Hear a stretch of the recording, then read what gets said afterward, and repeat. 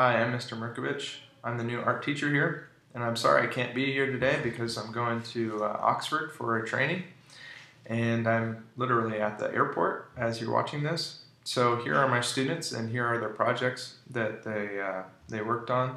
They're going to explain what they have accomplished this year, and my basic goal is to teach them how to draw, and I think they've been very successful. Out of all my years of teaching, I really haven't taught middle school, and I'm really excited about teaching this age level. They are great students, and they learn very quickly, and I've enjoyed teaching them immensely. So enjoy. The upside down drawing.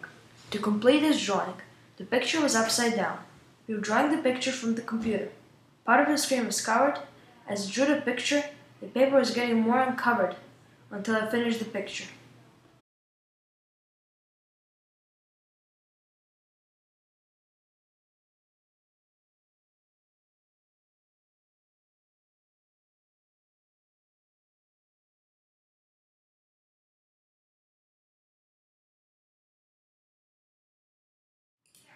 Hand drawing.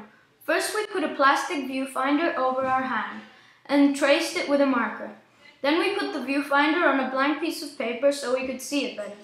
Next we folded another piece of paper both long and short ways and then shaded the whole thing lightly. We then marked the ends of our fingers on the shaded piece of paper and started to draw. We looked back and forth from the plastic viewfinder to the shaded piece of paper as we drew, until we had finished. Then we stuck our hands out into the same position as we'd drawn them and shaded our hands on the picture like they were in real life. In this project, we first got a picture of someone from a newspaper in action, not in pose, and traced it with a viewfinder. Then we made 4 squares by folding the paper and drew the image from the viewfinder onto the piece of paper. After that, we colored in the background. That's how we made our project.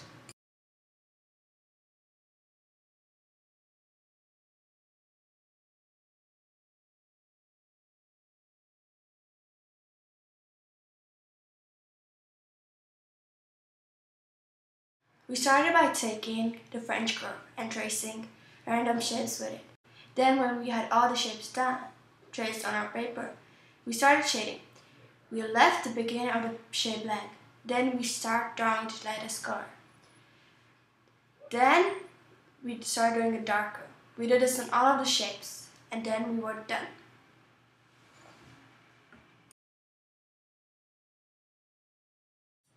Our first project in drawing 3D objects was a cylinder. The first step we did was that we drew the cylinder. Second, we started drawing curved lines that started at one side of the cylinder and stopped at the middle of it. At first, our lines were very light and stretched to the middle. As we went on, we drew our lines darker and decreased their length. At the end, we drew a shadow behind it. At the beginning, the shadow started very dark, but as we went on, the shadow got lighter.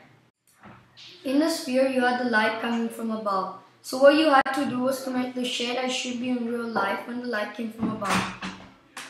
As the light came from above, when it hit the ground, it would reflect off and went against the bottom of the sphere. In fact, where the shade starts, it's very dark, and as it goes down, it gets lighter. Cone and cylinder. Our last project was shading a cone and a cylinder. We first had to make a cone that had to be about as wide as half the page. Then we drew the cylinder next to it. We started shading the parts lightly, and we had to stay away from the parts where the light hit. The further away from the light we went, the darker the shade. Every time a darker layer, just a bit further back. Then when we were done, we had to make the shadows of both objects. They were also made with layers. For this presentation, I did a cube. First, you have to draw the lines. The left and right line should be the same length and have the same space in between them. And they should be taller than the middle line. Then you draw the corners.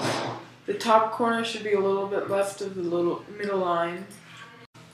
Then you do the shading. the light will be reflecting in some places, so some places will be lighter than others, and then some places will be darker than others.